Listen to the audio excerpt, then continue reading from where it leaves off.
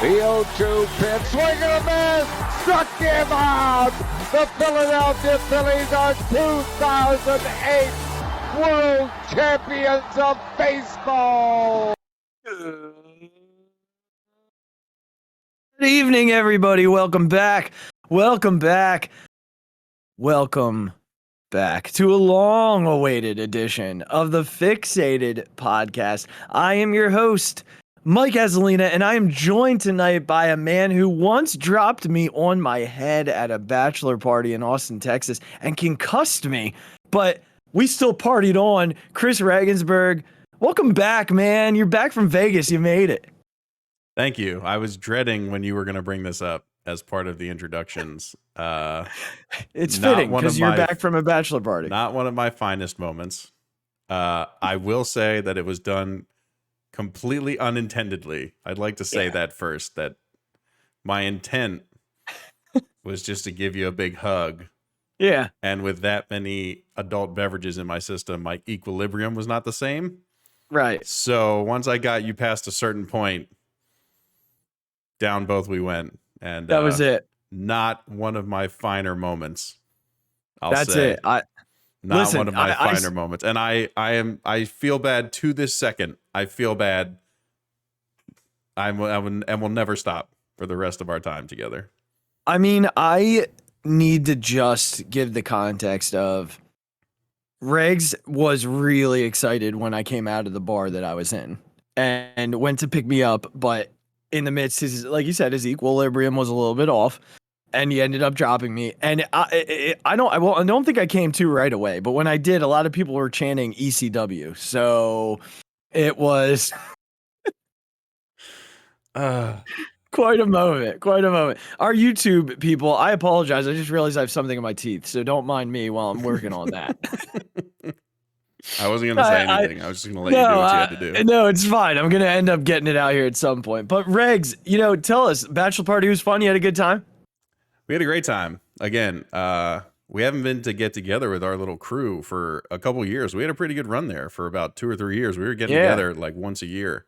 And then just like it was a little bit before COVID, into COVID, just we haven't seen each other all together. And I hadn't seen this particular buddy of ours who I just happened to have roomed with for all 4 years of college. He was the day one. He was the day one, walked right in. There he is. So it was good to see him for a couple days. Good to reconnect. Adult Regz stayed controlled. Attaboy. Didn't get out, nothing out of control. Our buddy the good buddy Maxey was out there with me. Yep. I'm sure we'll talk about it a bit on the two-way miss coming up later. Shout out two-way miss. Yep. But we had a great time. It's not Las Vegas is really easy to spend a lot of money really quickly. So we really had to stay on top of each other. Yeah. And just sort of watch each other's backs from that standpoint. Everything was great. It was a good time. Nice hotel, nice casino, nice weather. It was a good time. I mean, listen, first of all, I finally got that piece of whatever it was out of my mouth there. So sorry for those of you who had to watch that. Just real life stuff happening here on the Phixated Podcast. Secondly, I was disappointed not to get out there. I love Steiny and obviously school kind of got in the way there, but I'm excited to celebrate his nuptials in 2 weeks. That's right. A day we didn't anticipate. No, just unbelievable. Well, yeah. I mean, that's a whole different podcast. We could probably get him on just to talk about that. Like, no shock that he's getting married on Friday the 13th. No, not at all. So that'll be a fun podcast to follow that wedding. Yes. We'll definitely have some stuff to we'll have some stuff to talk about. To recap. How'd the Warriors fare without you this weekend? So apparently they don't need me too much. Yeah.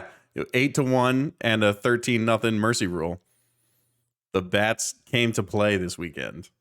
Yeah, I don't know.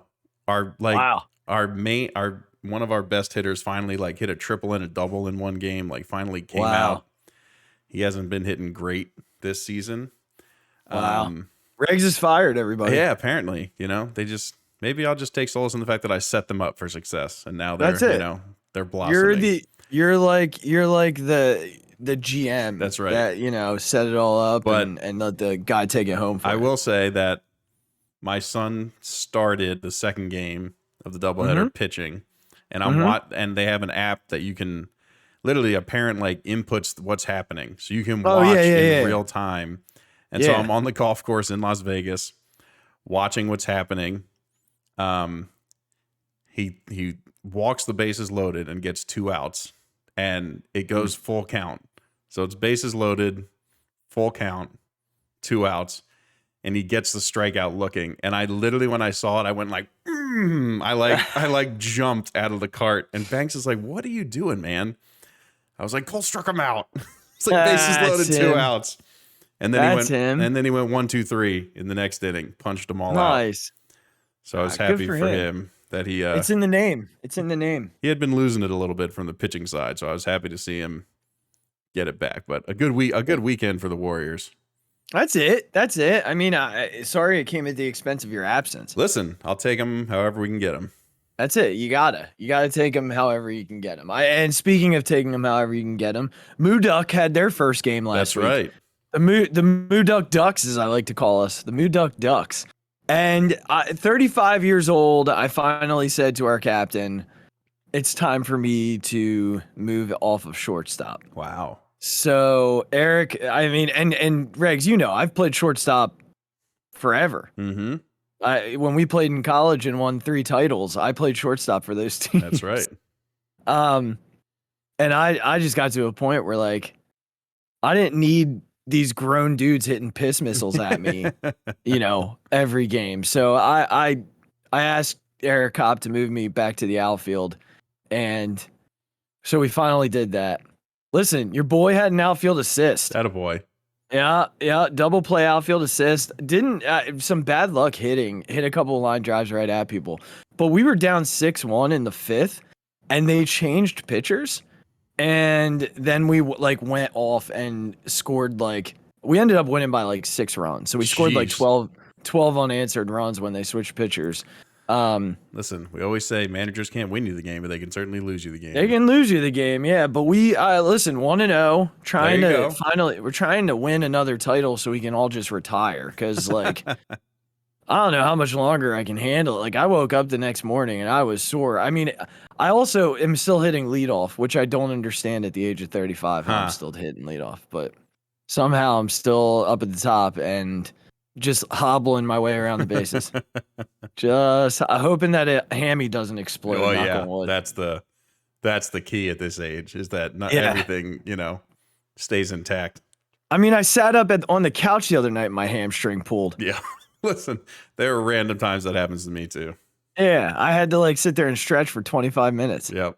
Just to feel better. Mm-hmm. So listen, a good week so we have game 2 tomorrow. Hopefully we come out with a dub and you guys, have a good weekend, because those might be the only teams that are gonna win. Unfortunately, well, we're gonna jump into the baseball team first, because the last 2 nights have been pretty good. And we're not gonna spend a whole lot of time here, because the rest of the show we're gonna focus mainly on the Sixers and the Eagles.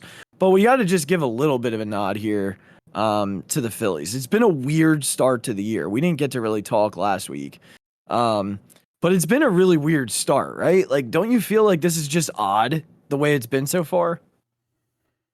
It's just, I don't know. It's like you said, it's even hard to describe.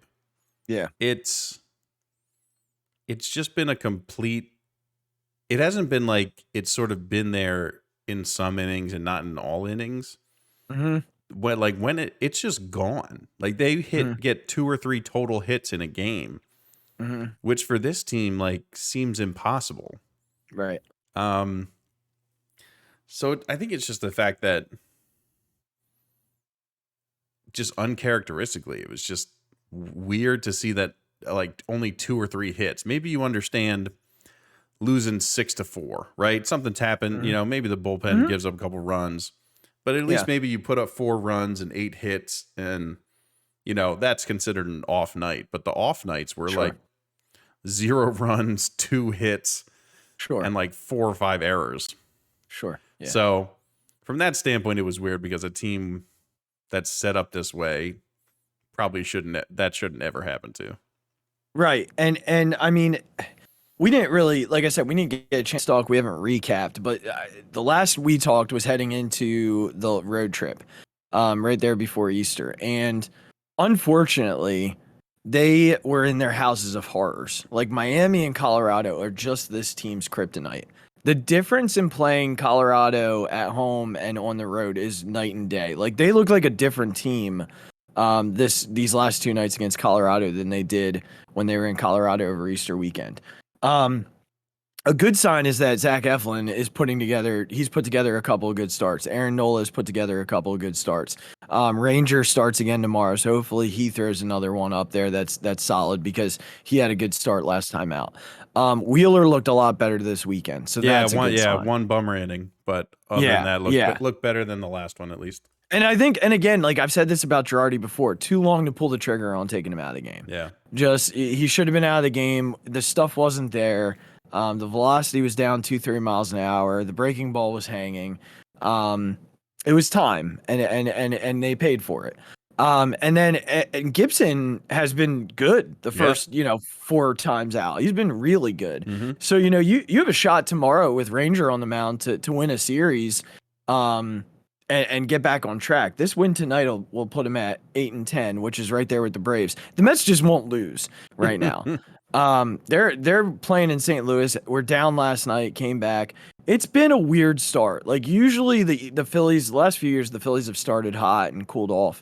But this year they started slow and they're starting to get it going a little bit, which is good because this weekend I believe they're going to New York. They are. So they go to New York, come back home and play Texas, and then they have 4 with New York. Yeah. So, I mean, you just want to be within 5 games when you get to the end of May. If they can be within 5 games at the end of May, they're in good shape. That's kind of where I stand. But yeah, some good things starting to happen. Bryce is starting to hit. Castellanos has been awesome. Realmuto has been pretty solid. Herrera has been good since he's come up. So that's been good. But leading to that, your thoughts on Bryson Stott, because he was the casualty in this situation. You texted me yesterday, you were pretty upset. So talk us through where you're at, and then we'll jump over to the Sixers. Well, I of course couldn't forget, sort of like your Brendan Nimmo, you have to bring him up every time we talk. Yeah. I have to bring up Roman Quinn anytime he's associated with the Phillies because he's almost my Brandon Nimmo and he plays for our team. So of course, when the tweet comes out that we pick up Quinn back up to the majors and then send Stott down, I of course have to send, my text that says, what are we doing? I understand it's ridiculous, but I also can't help myself. Look, I think this is how it was going to be. It was going to be a fight between him and Bohm on just who could be hitting better more consistently. Alec has been on a tear hitting the ball. Mm-hmm. And when you do that, and with also like Camargo playing as well as he is, I think played a part in that as well. Yeah. Because it was between those 3 guys. Yep. And probably more so Stott and Camargo. And with Camargo being able to play the same amount of positions as Stott, but probably a little bit better right now because Stott doesn't have as much. He hasn't looked great at all the positions. He's been pretty good, but the way Camargo's hitting, just Stott started pretty good and then kind of backed off it a little bit. And with just how hot Camargo and Bohm have been, it just, it is what it is. I think it's good that he'll be back to getting at bats and not just sitting on the bench doing nothing. So you obviously want to keep a kid like that warm and ready to come back up if anything were to happen. But I just don't like Roman Quinn. I just don't want him to be on the team. I don't know why we need him. I don't know what, like, he brings nothing to the table.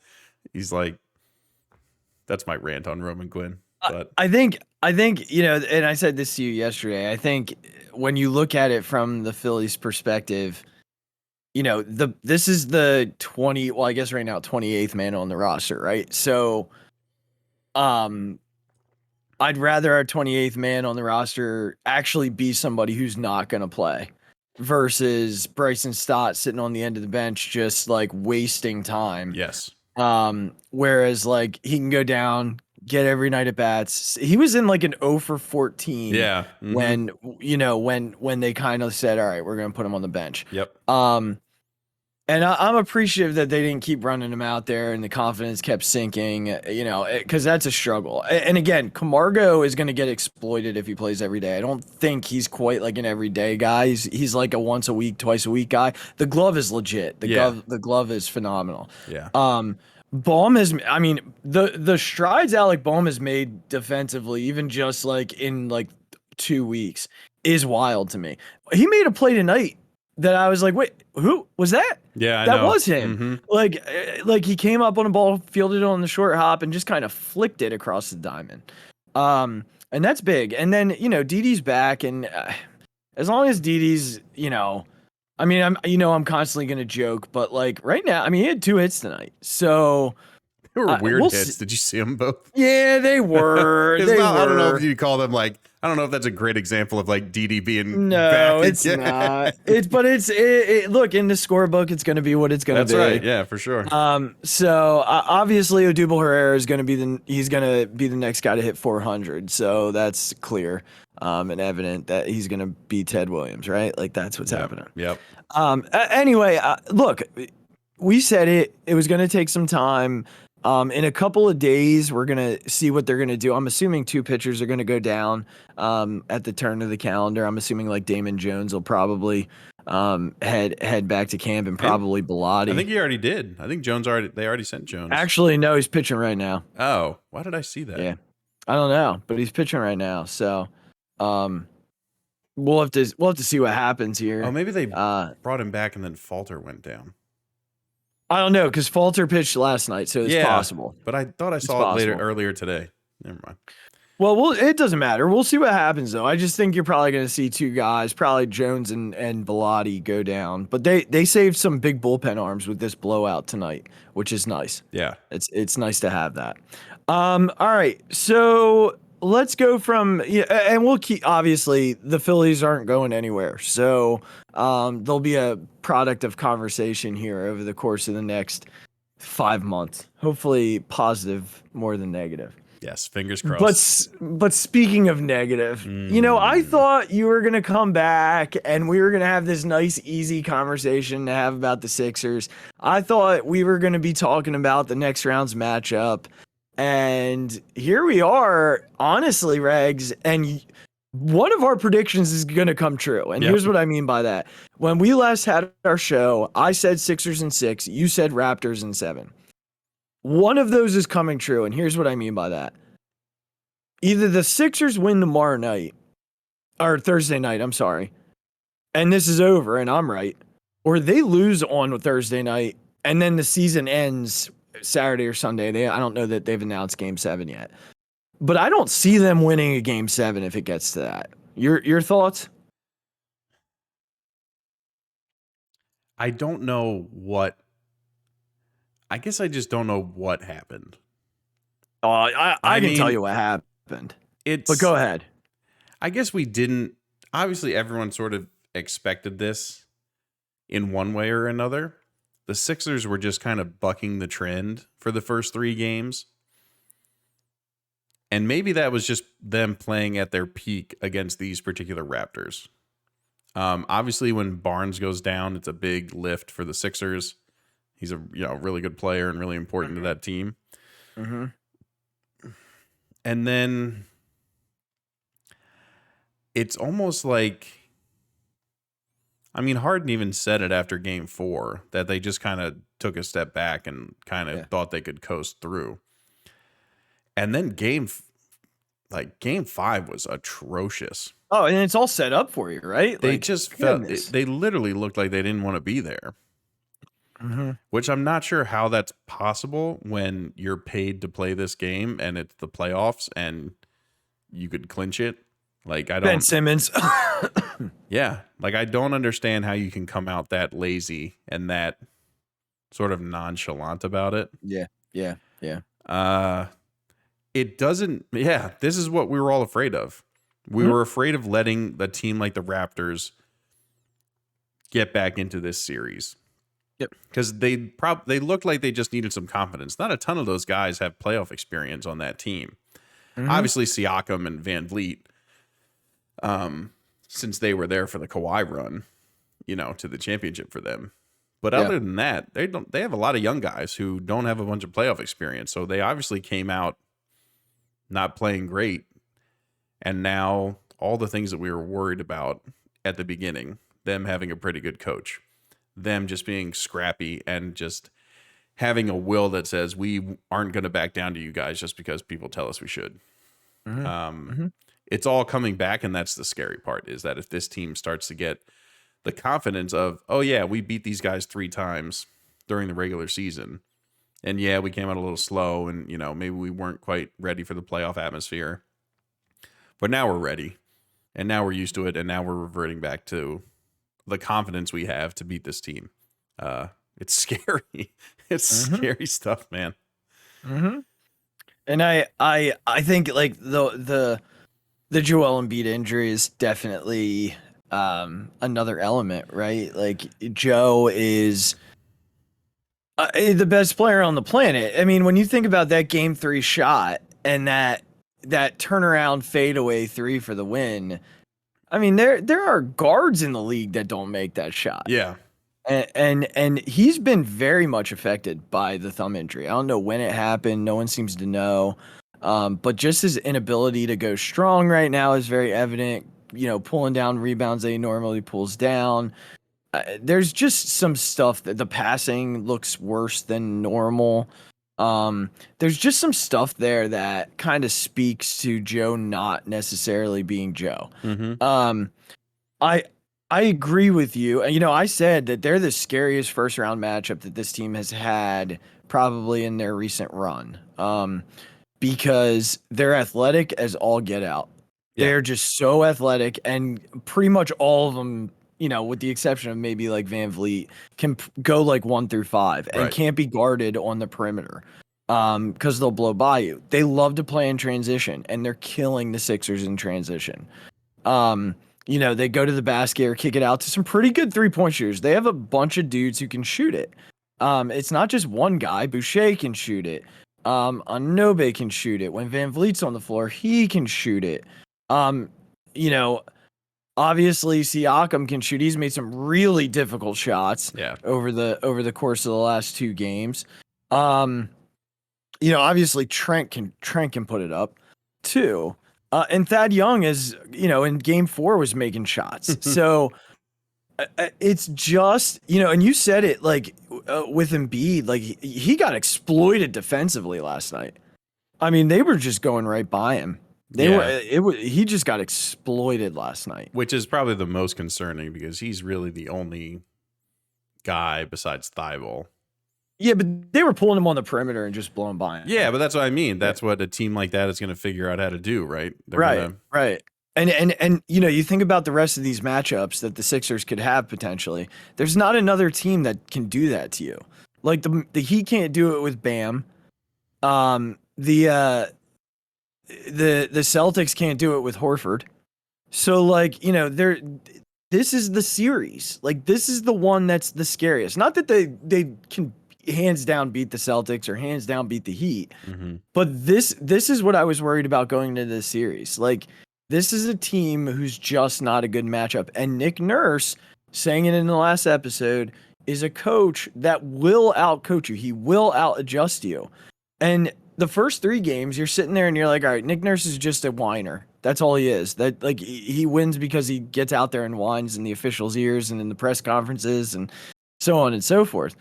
But the last 2 games, we've seen a huge difference in the way this team approaches the Sixers defensively. I mean, they are just bull rushing Joel Embiid. Yeah. Bull rushing him with traps and blindside traps and visible traps. It's causing Joel to panic because they're coming hard at him. And, Nurse has made the adjustments, but Doc has not made the adjustments back. So, Game 6 on Thursday, in my opinion, a must-win for the Sixers because even though you aren't win or go home, I just think the pressure is going to be too much for the Sixers if it gets back to a Game 7 at home, and they're going to have that trickling in the back of their mind. And there's a lot there. There's a lot of baggage that comes along with another Game 7 at home when you're supposed to win and you're up 3-0. So, Regz, what adjustment does Doc need to make to avoid heading back to Philly for a one-game playoff? They need to, I think from a defensive standpoint, they need to figure out how to get Joel out of these switches. They just need to figure whatever. He did go zone a little bit at the end of the game last night. Whatever it is, he needs to. Obviously, with the thumb injury, Joel is now compromised offensively. Yeah. And if he's going to have to expel that much effort on defense by having to chase these guys who are blown by him or all that stuff, his offense is going to be even more diminished. So I think he has to figure out a way scheme-wise to get him out of those situations. I know it's difficult, but there are ways. And then offensively, I don't know what scheme-wise he can really do. Like, Joel is unless you can convince Harden to be just like Jason Kidd Harden. You know what I mean? If we can just convince James Harden to be the Jason Kidd version of himself and just run everything through him, he's the one dishing. He's the one doing all that stuff. Just think the first 3 or 4 games he was with the Sixers. Right. Where you just give him the ball and he still has enough to get past, some people or get into the right spot to make the right pass, which leads to a better shot. Because obviously if we're going to keep using Joel as the sort of linchpin to the offense, he's diminished by the injury, and I don't know if that's affecting his mental enough to not be able to pass out of these situations. And you just have to rely on the guy who's one of the best passers we've ever seen play basketball. Yeah. And hopefully he can do it. We don't need James to score 30 points. We need him to get the ball to Maxey, get the ball to Tobias, to be able to, let Tobias put up 27, let Maxey put up 25, and then get Joel some easier buckets where he doesn't have to work so hard. If he can. I know it's easier said than done, but. Well, I mean, you said he's one of the best passers of all time. Now, Joe was saying in the press conference last night that he would hope that Harden starts shooting more, especially with his injury. I lean a little bit more toward you. I want to see Tobias get the ball downhill a little bit more. He's been so good in this series, getting to the basket. But I'm going to highlight, my guy, your guy, Phixated Podcast guy, and I think it's, they need to take the chains off of Maxey a little bit here. He's handcuffed right now. You know what I'm saying? I feel like right now he's a caged animal. He's waiting to unleash himself, and he's so hesitant because he's on the floor with Joel and he's on the floor with Joe and Harden, and it's just at this point you got to find a way to just tell him, look, no one on the floor can guard you. You're the fastest guy on the court. Get him in isolation situations and let him go. He turns a corner on pretty much anybody in this league. And right now I feel like he's been handcuffed by the thought of, I'm on the floor with Joe. I'm on the floor with James. I'm still a third option. Well, this team won the 2 games handily that Tyrese Maxey was more than a third option. Yeah, what started that? What gave him that confidence was Harden getting him the ball in situations where he's already taking 2 steps towards the basket, and then he's just a lightning bolt. Yep. He doesn't start taking threes from the logos unless he's already hit a bunch of floaters and and he's hit a bunch of cuts for some good finishes at the rim. You're absolutely right. They do need to allow him to do all those things, but I think right now they have a way to get him started. It's when Harden does what he does and gets Tyrese the ball at the perfect time,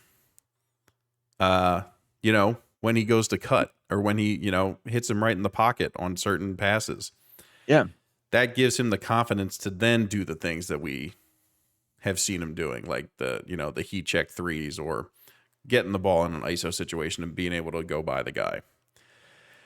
I think Joe or Tyrese in this series, and I'm just kind of like, I'm just jumping around a little bit here. Yeah. So the first game of the series, Tyrese went for 38. I mean, he was unreal. That was the series where I called you, or that was the game I called you out. Yeah. Regz. And then he went for 23 in game 2. From there he went 19, that was a win, and then 12 and 11, both losses. For them to win this game tomorrow, Maxey's got to go for 18 or better. Or Thursday. I keep saying tomorrow. It's like I want it tomorrow, but I really don't because I need another day to process. He needs to go for 18 or better, I think. And that comes with, they have to tell him before the game, you can go be the guy tonight. We need you to be the guy. Just unlock it. Let the man go. Let the man go. I know it's a 21-year-old, and I hate putting that on him because you have a top 75 player of all time and basically the league MVP. And here we are. And you have another max player on the roster, but I think Tyrese has to be the guy. But I think the Harden thing does another thing as well. It makes you tell James Harden, like, we don't need you to score 35 points tonight. Right. I want you to have 18 even, have 20, but have 15 assists. Yep. And shoot and get to half of those points on some free throws.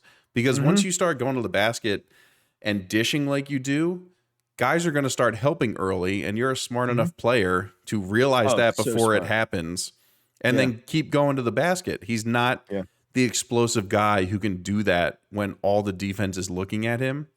But if he starts setting it up throughout the first quarter of a game, those opportunities are going to be more and more, especially if you're if Joel's clearing away for you as just a big body. Right. But it starts by you driving and kicking and those guys hitting their shots, or, Maxey driving off those plays that pulls the defense away from the middle of the basket and allows you to be more effective. In 2 of their 3 wins in this series, Harden's gone over 10 assists. The only game he didn't go for 10 assists was the game they won by 25 at home. This is who James Harden needs to become. Like, I know, and it's a big thing Bill Simmons talks about, like with basketball players, is the best realize when they need to change something about their game. Right. Like I mentioned Jason Kidd. Jason Kidd was I'm going to blow by you and I'm going to hit every single person at the exact right time. Yeah. With every pass known to man because I'm that good. Yeah. He transformed himself into that same guy who wasn't as fast, but now I can still dish, but then I'm just going to lay back and I'll become a 3-point shooter. Right? LeBron. Yeah. Yep. Used to be he still is the guy sometimes who can just get a basket, like Giannis-esque. I'm just going to the rim and you can't stop me. Yeah. He's played for almost 20 years, right? He worked with Akeem Olajuwon to learn post moves and all those things. He adjusted himself. Kobe did the same thing. Michael did the same thing. James Harden was one of the best scorers this league has ever seen. Yeah. Ever. Like you said, it made him a top 75 player of all time already. His ability to see the floor and make passes will not diminish with age. Right. His athleticism and his speed already has. Yeah. He needs to realize that this is how I help my team the best. Yep. I think, I think there's a mixed bag here. And I think for me, what I'm saying is unleash Tyrese Maxey. Take him off the leash, let him go. And what you're saying is, in order to do that, James Harden has to find ways to make that happen. And not just with Maxey, but with Harris. And, Danny Green went off for, what was it, 4 straight possessions yesterday because of exactly what you're talking about. Yeah. And I think the creation from Harden. Right. And I think where I think it could get dicey with Maxey especially is that this kid is still 21. This is still his first playoff experience. If you just give him the ball in ISO and say, do your thing. If he misses 2 or 3 shots in a row, his confidence is gone. That's fair. I think this allows you to build his confidence up to those later quarters where he's now in game 1 mode. Like, I'm the best player on this court. And I think the best way to do that is like I said, if Harden starts doing that, not only with Maxey, it gets everyone involved because he will make the right pass at the right time.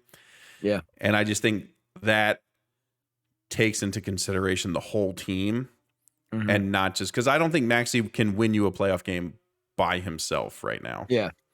And my biggest fear is that you would give him the ball in isolation and the Raptors would realize that quickly. And as good as Tyrese is, he's not as good of a passer as James Harden or even Joel right now. Right. Because he's learning. He's still learning all that stuff. Yeah. And it's not on him. He's still learning all these things. So I just want him to be involved in that way first to hit that high confidence mark in the fourth quarter when we need him to make shots and be absolutely running like full speed ahead all the time. Yeah.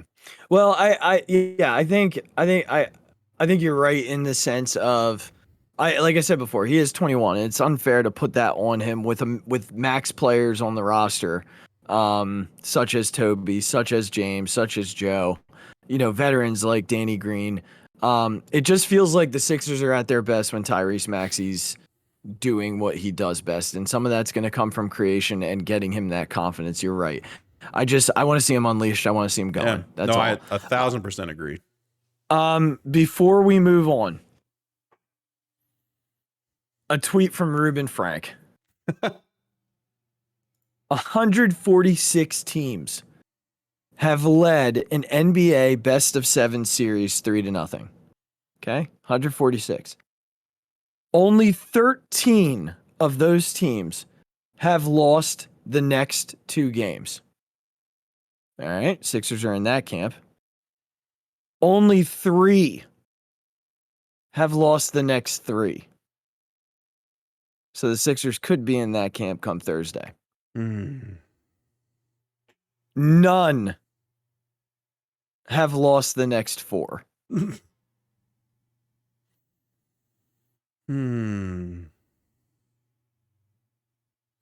So yeah. There's that.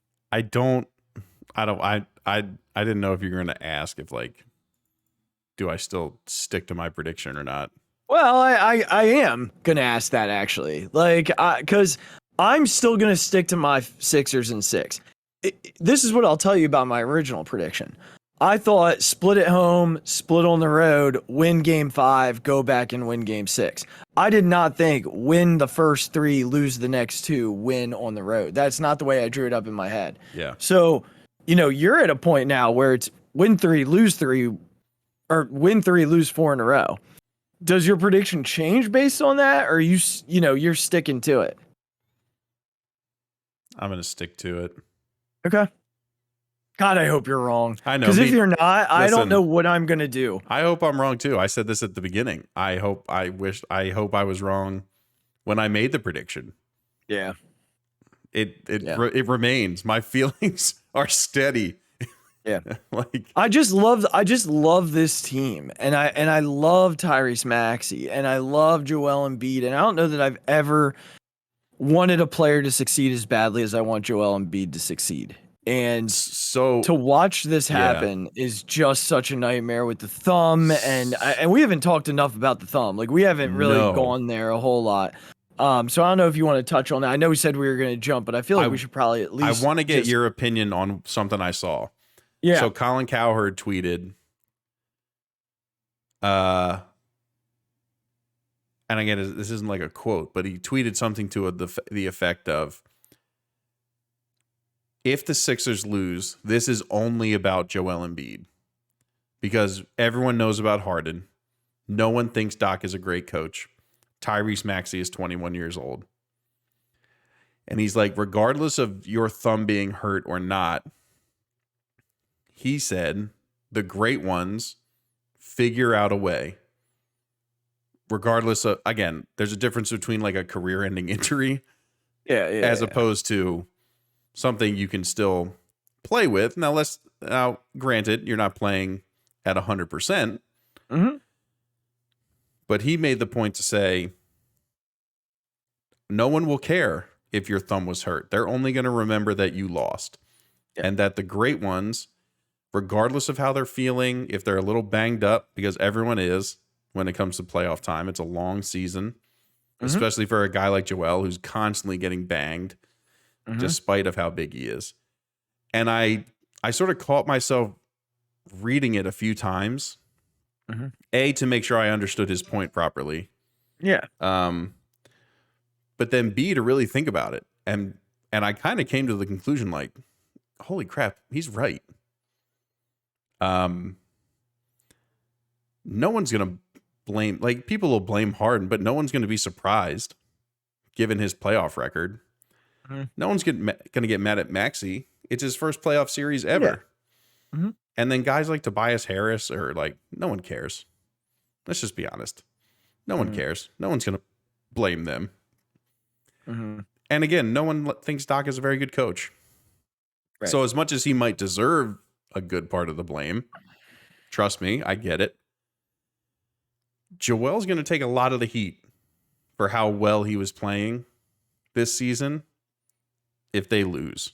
And I think I do agree more than I disagree with him saying the best figure out a way to, if you're not scoring as much, you're maybe making, like, you're really focusing on the passes you make out of those double teams to get your teammates better. You're, instead of being open for the little scoot pass, you're clearing out your guy and your teammate's defender as he drives to the lane.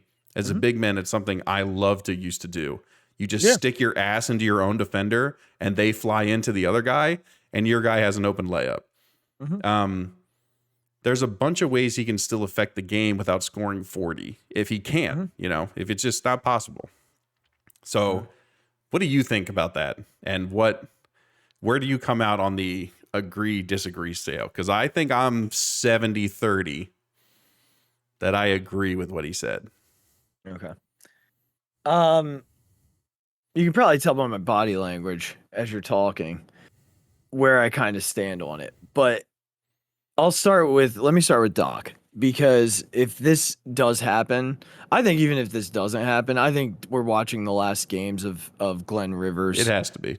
As the head coach of the Sixers. Yeah, it has to be. And my hope is Sam Cassell is the next guy. That's if Jay Wright doesn't come out of retirement to be an NBA head coach, because that'd be awesome. Do we think Jay Wright would be a good NBA head coach? I don't know. That's a whole nother. We can talk about that. But I don't know. I mean, I love Jay, but I don't know.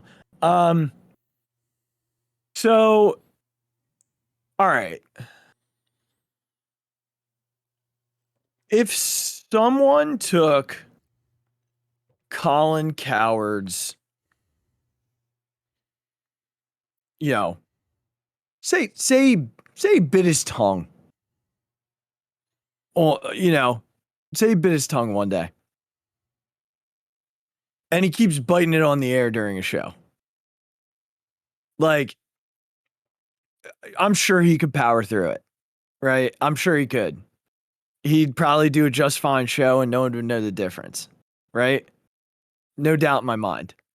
So for me, it's easy for him to say the best power through, because I truly want to know. I'm trying to think of a player, of an athlete that's dealt with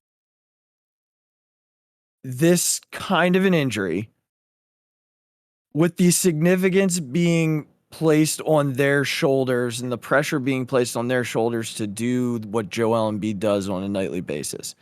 So, the first one I think of is Isaiah Thomas almost breaking his ankle in the 89 or 91 right finals. Did he break it? I mean, I think it turned out to be not broken, but it was like the highest grade ankle sprain. I mean, if you ever seen it, he couldn't walk. Yeah. Okay. So that's an example, right? That's an example. I mean, again, MJ the flu game. Like, you think about that. That's but again, that was the one game, and he was fine by the next. Like, yep.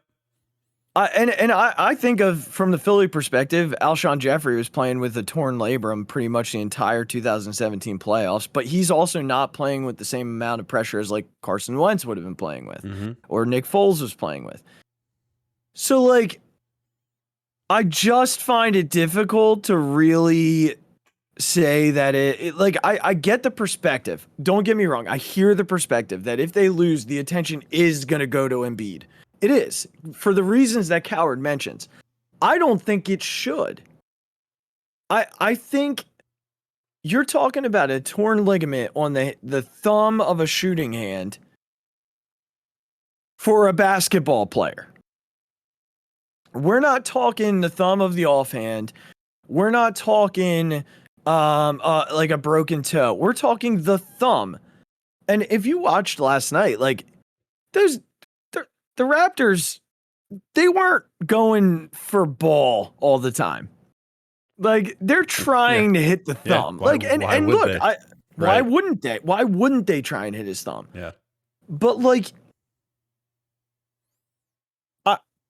Embiid was playing at the top of his game, and this happened, and it's very clear that he's affected. It's very clear. And I'm not saying that he shouldn't be able to pass out of double teams. Like, last night, the passing was a little bit better from him. Saturday was an absolute disaster. Yeah. He was a mess. Last night was better. And he did do a couple clear outs. I can remember clearly Toby going to the basket on a play and him clearing a dude out and Toby dunking. So, like, those things, yes. Should he do them more? Sure. But Joel Embiid wouldn't be the reason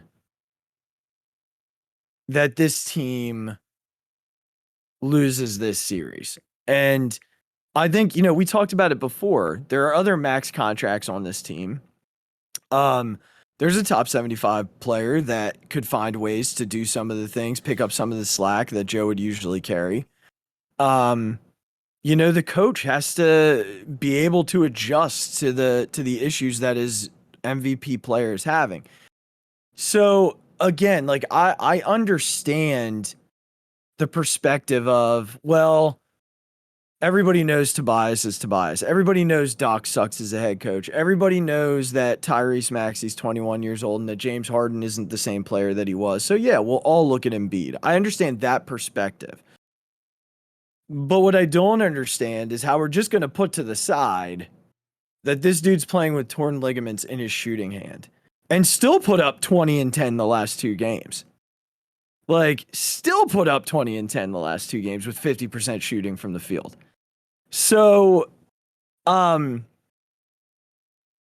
I get why we're saying it, I don't get why the major part of it is being ignored. If he's completely healthy and they're just choking, yup. But to say, oh, he should just tough it out, seems ludicrous to me. It just seems ludicrous. I think the injury is kind of being like undervalued. Like, it's not being looked at as severe as it is. Like, you can actually see Joel Embiid not as strong with the basketball the last two nights that they've played because of this injury. Like, there's a very big difference in him, and I don't think it's for lack of wanting it. Like, he wants this. There's no way he's missing games right now because of this.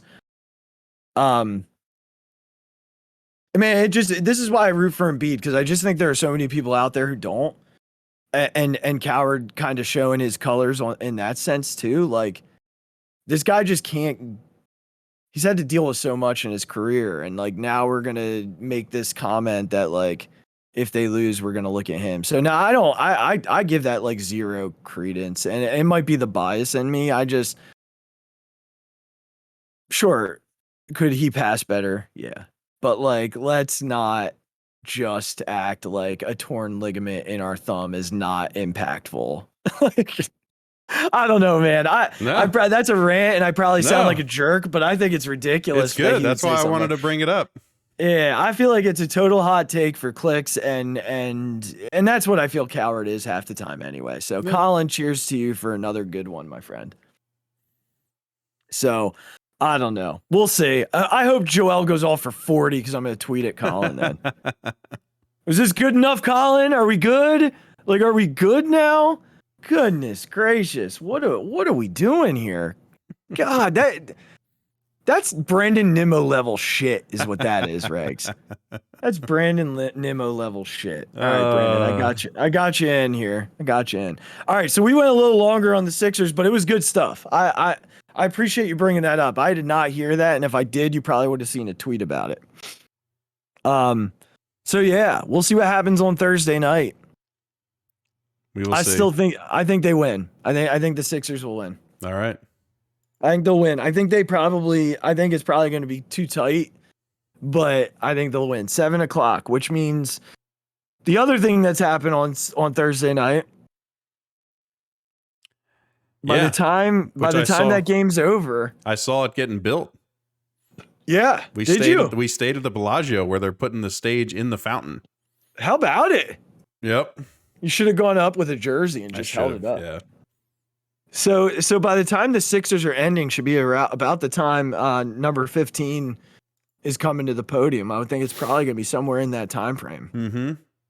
So here's what we did, guys. We prepared a little bit for this draft. I mean, we haven't talked about it a whole lot. I feel like you could do a show a week on the draft. Yeah. Like you could really go and you know what? Even with a show a week, if I did one mock draft every week for the last month, there's a chance I'd get one pick right.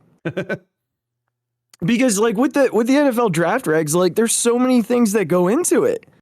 Like so many variables. Yeah. That go into this. Team need, trades, players drop every single year while other players climb every single year. Like there's just so many pieces that go into this, but it's always an exciting time of the year. Like I look forward to the draft every year. It's a fun weekend to be a football fan because there's just so much happening. And this year especially because the Eagles are loaded with picks. They've got 10 picks. 7 of which come in the top like 150. They have like 154. So I still consider that to be like a top 150 pick because someone who's a rated top like 150 guy will end up dropping into that area. They actually have 9 picks in the first 5 rounds. Yeah. So this is a deep draft. There's a lot of value to be had here. And I'm really excited to see what comes of it. So I did 2 mocks here. You came up with a list of guys you'd like to see. Let's talk, and we're gonna briefly go through picks 15 and 18. So let's just do this first. We'll talk about their needs. And then you give me your guys. We'll go through picks 15 and 18. Then I'll do my 2 mocks and we'll see which one you like better. Okay. All right. So their needs, you could basically just say everything. They absolutely need corner. They absolutely need safety. They absolutely need linebacker, and they absolutely need edge and wide receiver. That you could argue they need interior defensive and offensive line. You could argue they need a running back because Miles Sanders' contract is up at the end of the year. So, if I'm ranking those and agree or disagree, you can tell me. I'm saying corner, edge, linebacker. Hold on. See, this is what I mean. Corner, edge, safety, linebacker, wide receiver, interior defensive line, interior offensive line. Well, I'd put running back probably in front of interior offensive line. Agree, disagree, switch anything, pretty accurate. I think it's pretty good. I think you could argue the wide receiver safety might be able to switch. Yeah. I still think they need another safety, even if it's not in the draft. If they don't find a guy, then listen. I think you could argue. I think you could argue that either way. Yeah. So I'm not like I don't have a strong feeling either way.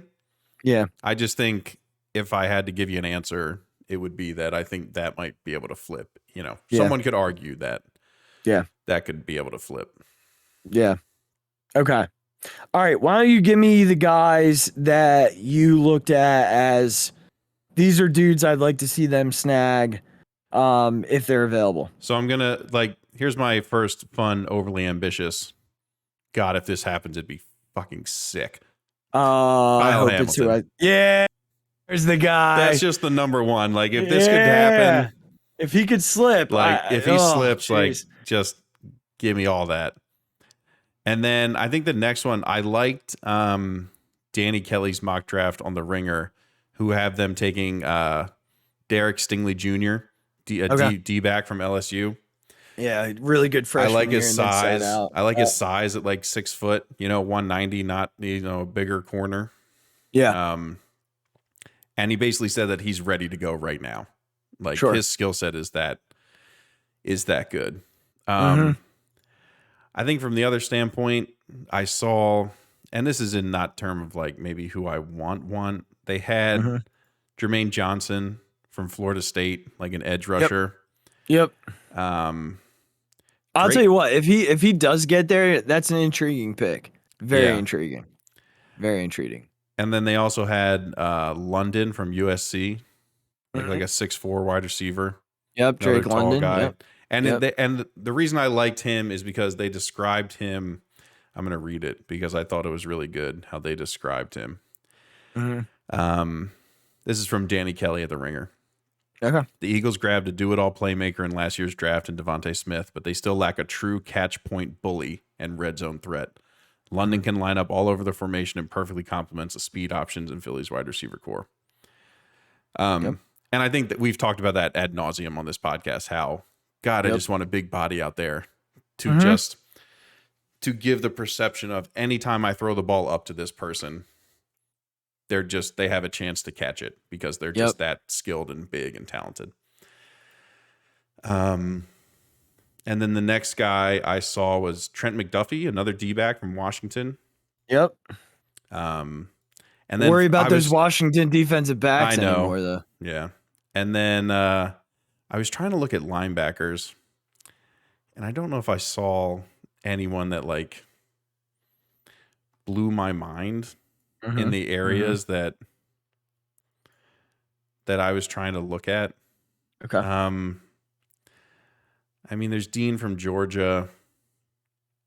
Yeah, it'll be interesting to see where he goes. And again, as you start getting down there, I don't know if this is the most stacked. It's a pretty decent. It is a good linebacker draft. I feel like these are going to be a bunch of guys who are going to play for a long time, and they're going to just be really solid. So I don't think it's a bad thing, but I also hope that they don't. Sure. Maybe that means they don't have to spend a semi-high round pick on it. But again, in terms of edge rushers, I think the other guy was where is Karlaftis from Purdue? George Karlaftis. Yep. Again, around that like 17, 18 area that Kelly had him on his big board. And it just seems like that guy is a dude who's just going to come in ready to play, and you're not sort of betting so much on the upside. You're betting on him already having a very good base set of skills and just constantly improving on that point. Yeah. I think it's about it, man. Okay. I think I don't want to, we obviously could just keep going and going, but yeah, I mean, if I wanted to look at the guys that, I'm hoping they get with those first couple picks, or those first, like the options at those first two picks. Obviously, that's what I'm looking at. Most of those guys that you mentioned will be hanging around by the time they pick. Yeah, like they have, Johnson going ninth.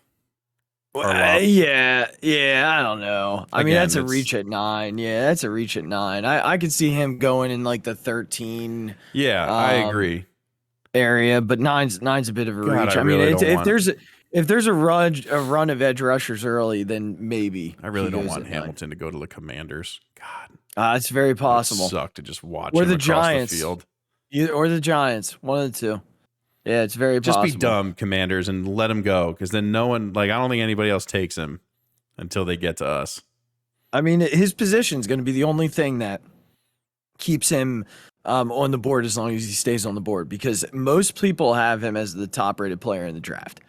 Like smart people have him as the top-rated player in the draft, despite his 4.56 at the combine and his 4.6 at the pro day.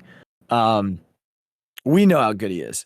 Yeah. I doubt he gets to the Eagles. Yeah, They'd have so to do trade I. up. But They'll have to trade up if they want him. But I listen, we can if hope, he gets right? if he gets to that 10-11 area, you got the ammo, and he's a game changer. So maybe. Real quickly, let's just go through the 15 and 16, or I'm sorry, the 15 and 18 draft for the last 10 drafts. I just want to touch on it. Last year, number 15 was Mac Jones. We'll see. Had a pretty good rookie campaign though. 2020 was Jerry Jeudy. Not bad. I mean, he doesn't have a quarterback yet. Now he does. Now he has probably the best deep ball thrower in the game with Russell Wilson. 2019, this is kind of sad. Dwayne Haskins. Yeah. Rest in peace. But we're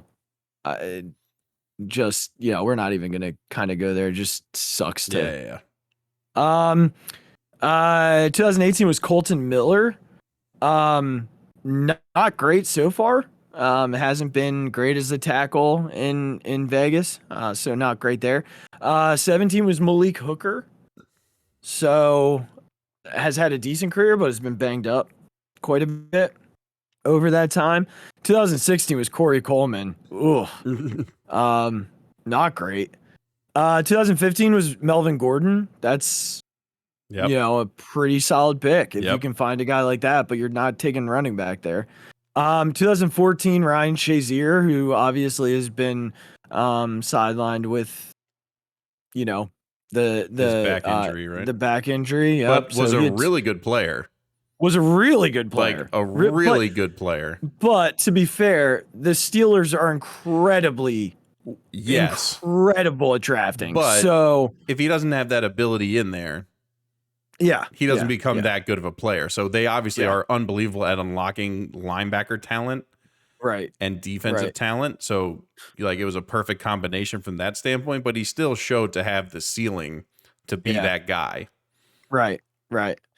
2013 Kenny Vaccaro, safety. I was about to say who. 2012 was Bruce Irvin, edge rusher from Seattle. So pretty solid. And then we'll go just to 2010. So 2011 was Mike Pouncey, who's probably potentially, that guy's been freaking awesome. For a long time. Yeah, he's been really good. The Steelers on those Super Bowl runs. I mean, really, really good. Elite when he was healthy. Yep. Actually, I think this might have been his brother. I don't think that's the Pouncey you're thinking of. Oh. This cat was drafted by the Dolphins. Yeah, okay, yeah. But didn't still they a really play good on the player. Steelers together at some point? I think at the end of his career he did. And then 2010 was Jason Pierre-Paul, who was also a really good player for a while. All right, so that's pick 15. Pick 18 over the years here has been 2021 was Jalen Phillips. We'll see what happens. 2020 Austin Jackson. He's a tackle. He plays for the Dolphins. He's been all right. Garrett Bradbury in 2019. He's basically played center his whole career. 2018, Jair Alexander was a Pro Bowler pretty much right away, but got hurt. 2017 was Adoree Jackson, who, might be one of the worst contract signings in David Gettleman's history.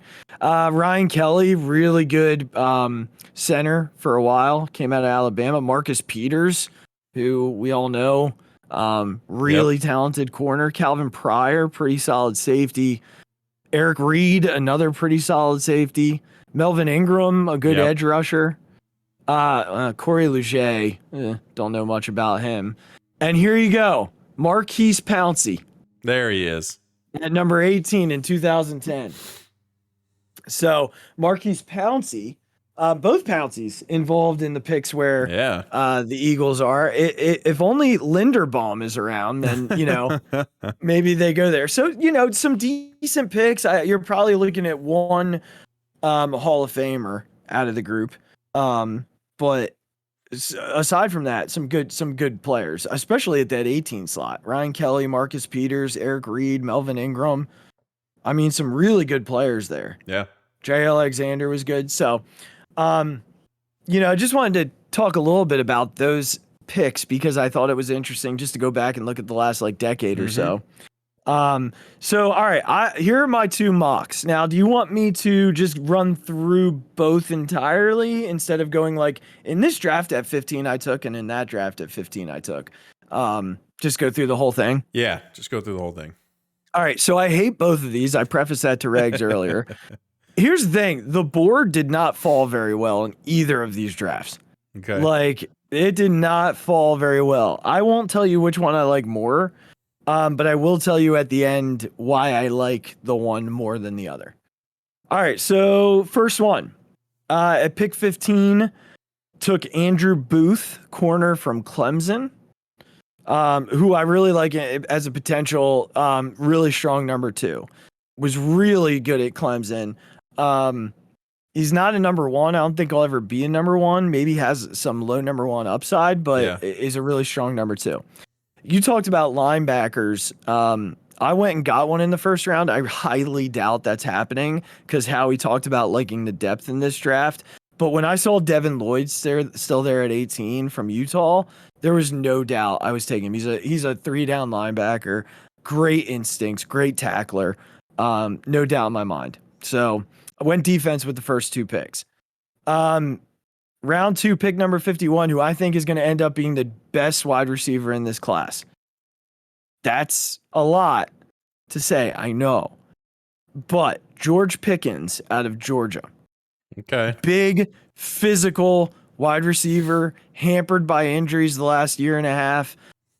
Really talented player. Really, really talented player. Strong with the ball. Like I said, big. Going to be an X receiver. Exactly what the Eagles need. Exactly what they need. If he gets to 51, I'd be shocked. I couldn't believe he was there in this version of the draft. He was not there in the second one. That's for sure. Then I went edge, Sam Williams from Ole Miss. Pretty much fell right to where he should have been. Probably the best player on the board. Position of need. Didn't want to go much further without taking one. And his best game tape was against Alabama last year. So, definitely, not an easy offensive line to have that said about you. Yeah.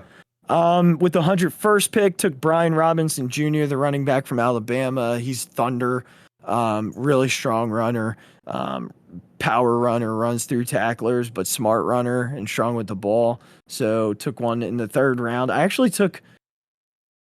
did not take a 3rd round running back in the second one, but I wasn't sure he would still be there 23 picks later, so I took him. Thomas Booker, interior defensive lineman from Stanford at 124.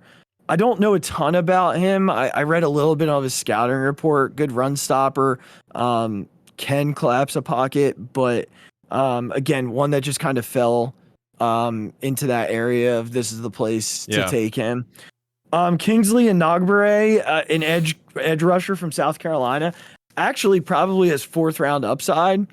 I did double up on edge in this draft because it is a need. They need to get younger there and fast because they don't have a ton of youth at the position. And he's a flyer in the 5th, but certainly an opportunity.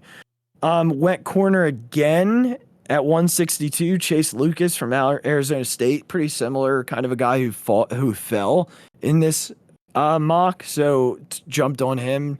Probably 3rd corner upside, but you need depth, so made sense. This one I couldn't believe when I saw his name. Damone Clark, linebacker, LSU. There's character issues, and this website I use is pretty pretty good about that sort of thing. Yeah. He's like 3rd round talent. Like legit 3rd round talent. Like sideline to sideline speed, strong tackler. Somehow fell in both of these drafts. So again, I went linebacker with my last pick too, just because it was the best player available at that point. Josh Ross from Michigan in the 7th round. So just to kind of sum up this draft, went 2 edge, 3 linebackers, 1 receiver, running back, 2 corners, and a interior defensive lineman. So you're probably thinking to yourself, you really missed a position there, Azzy. And I did. I really, really did. But it just didn't happen in that draft. Yeah. So any comments on that one? It's just like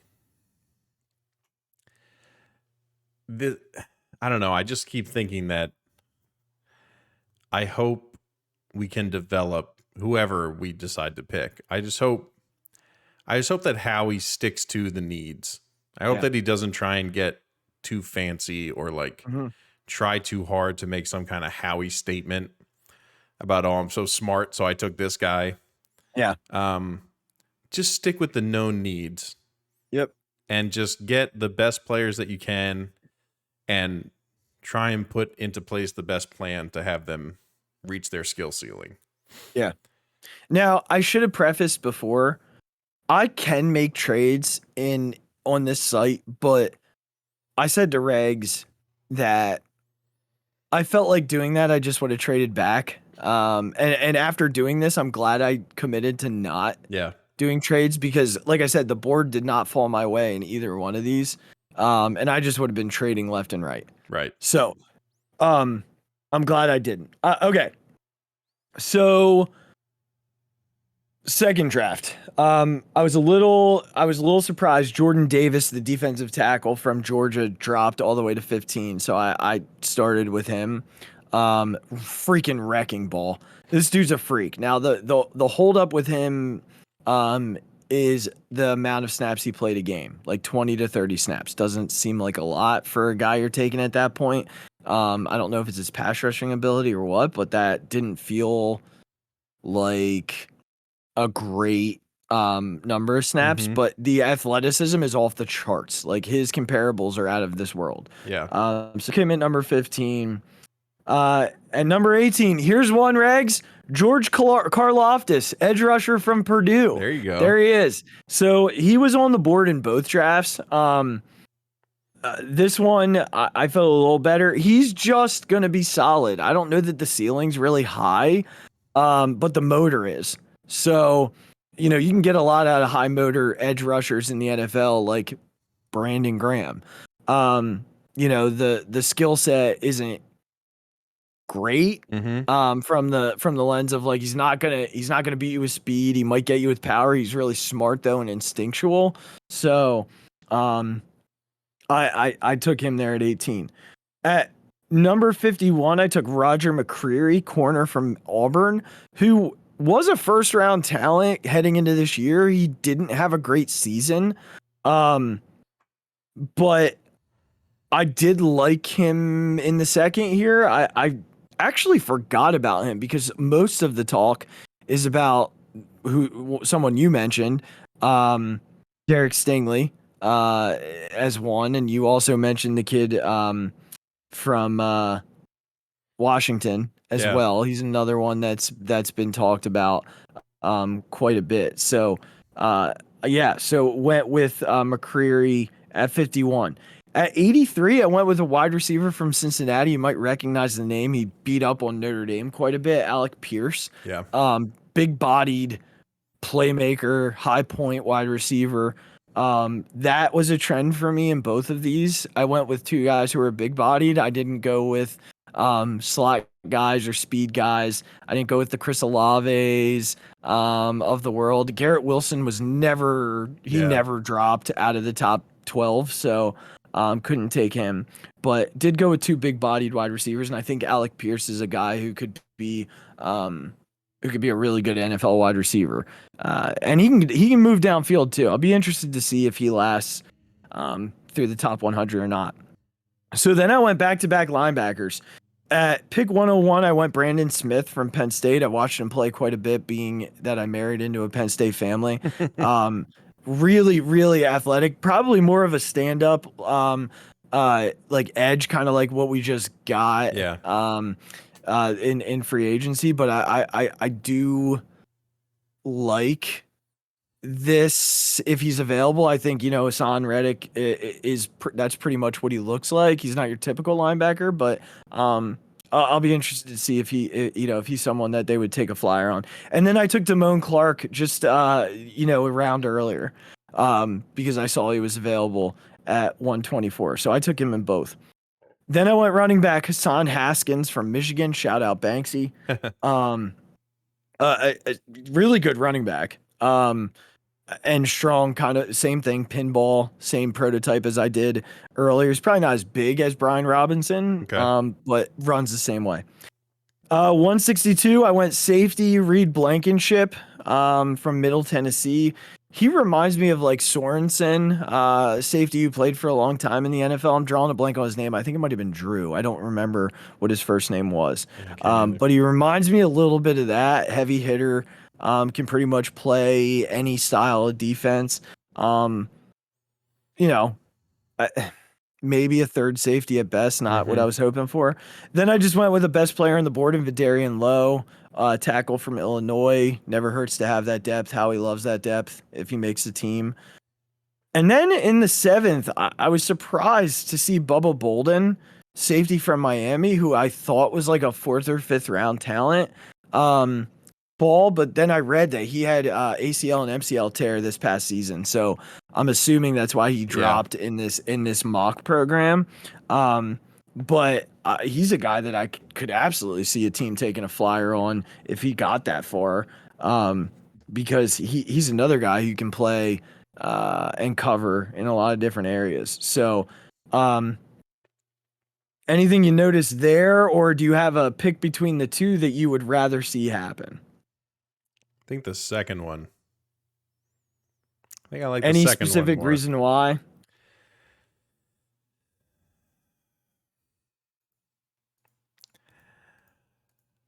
I don't know if there's much of a specific one. I just feel like if you can get what's his name? Karlaftis as like it was a big problem for this team. Not being able to rush the passer ever. Yeah. So getting some more depth there I think is really good. Who was the first secondary guy you took in the second one? Roger McCreary, the corner from Auburn. Okay. Mm-hmm. I feel like I was just looking at him. Hold on. I mean, here's what I'll say.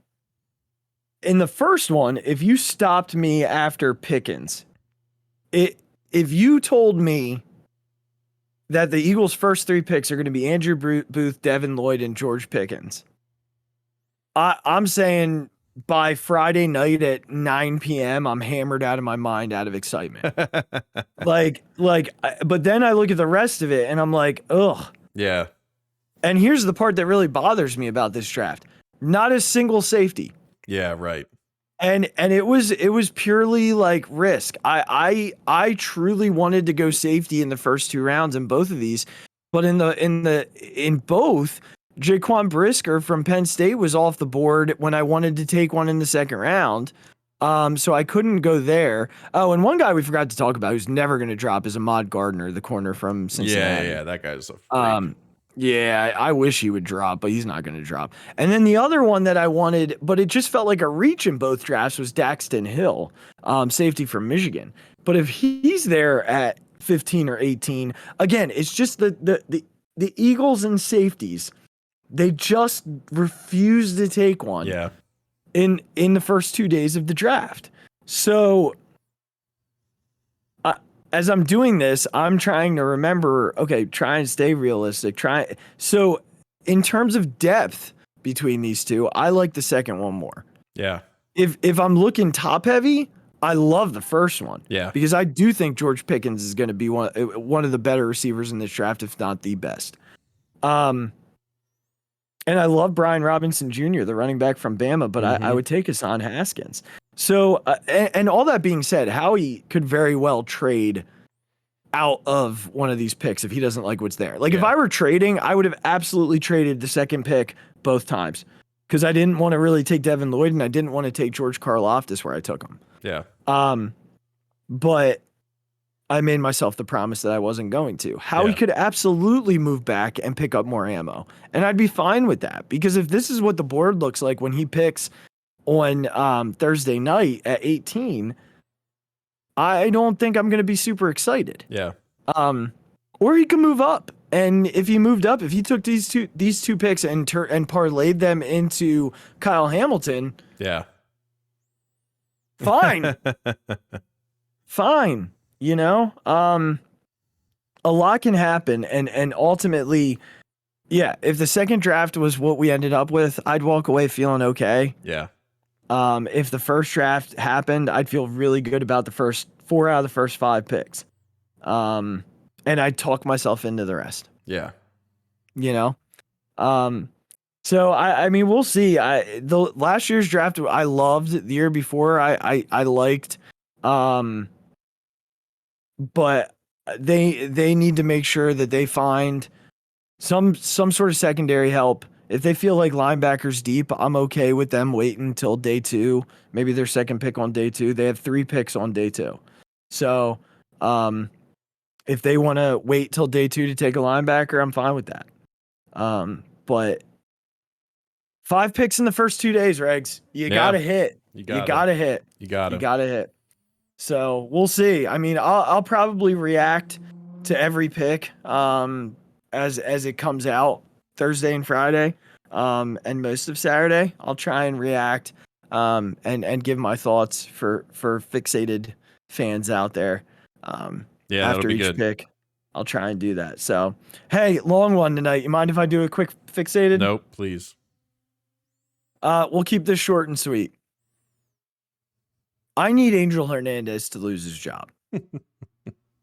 and I look, the Phillies had 6 hits, didn't score a run, left the bases loaded.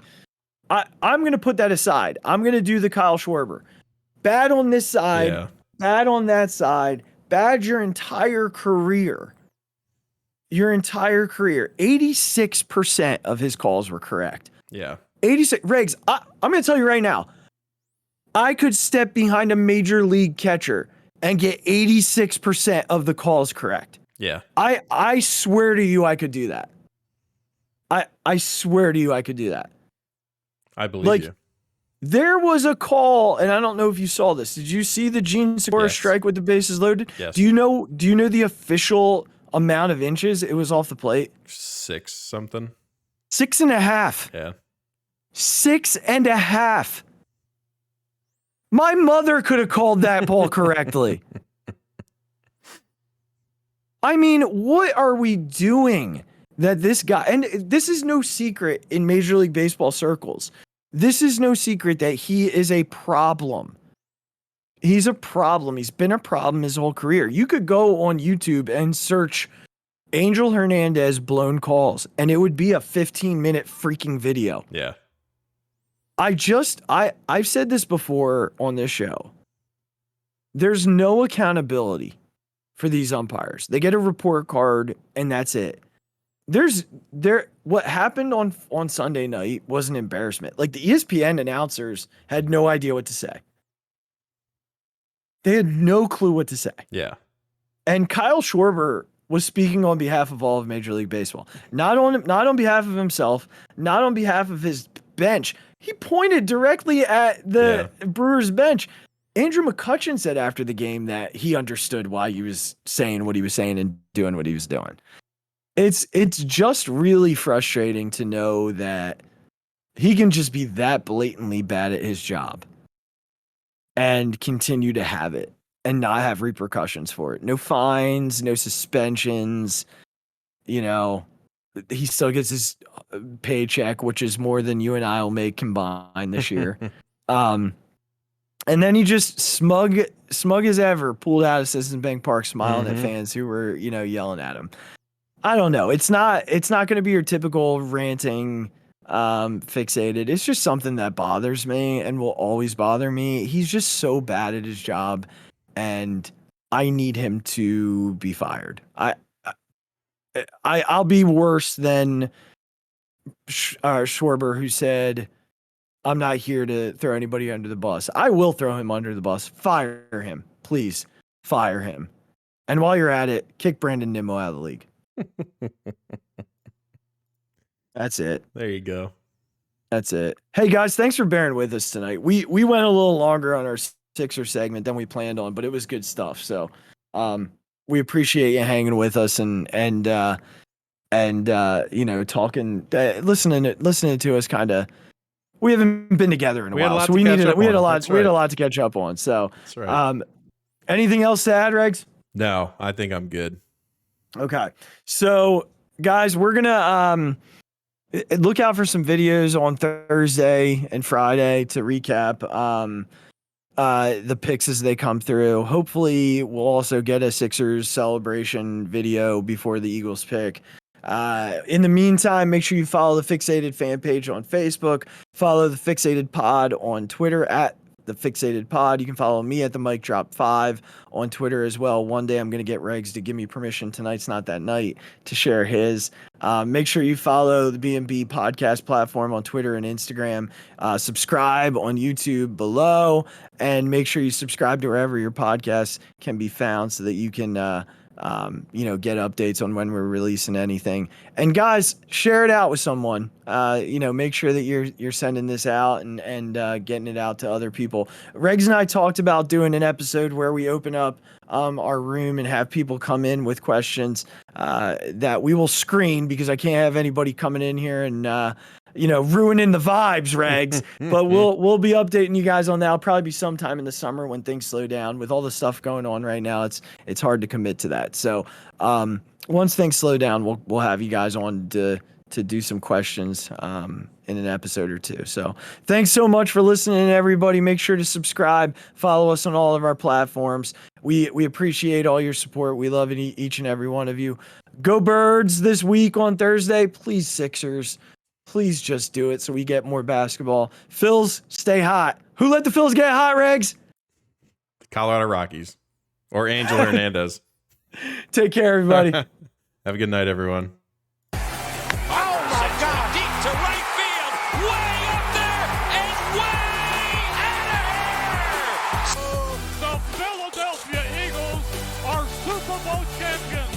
Eagles fans everywhere, this is for you. The 0-2 pitch, swing and a miss, struck him out. The Philadelphia Phillies are 2008 World Champions of Baseball.